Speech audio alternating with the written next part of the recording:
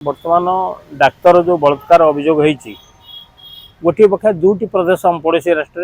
पड़ोसी राज्य में गोटे हूँ पश्चिमबंग में जड़े महिला डाक्तर को बलात्कार कर हत्या कराई सारा देश में एक प्रतिवाद कराऊे। कलिकता हाइकोर्ट सीबीआई की हस्तांतर करने निर्देश देती किंतु अपरपक्ष ओडिशा रे एक दुखद घटना जड़े महिला रोगी सी जाते निज परीक्षा करने प्रति दुष्कर्म कराई से अभियोग आने डाक्तर को गिरफ्त करा सरकार गोटे कमिटी गठन करते सत्य केते मिछ को परिप्रेक्षी में कौन से परीक्षा निरीक्षा बेले दुष्कर्म भली अनुभव है गोटे अनुसंधान करने गोटे कमिटी गठन कराई। जदि डाक्तर ये मानसिकता रखिक रोगी प्रति काम करी भारी निंदार विषय एवं डाक्तर को द्वितीय भगवान बोली जो कहुच्ची भगवान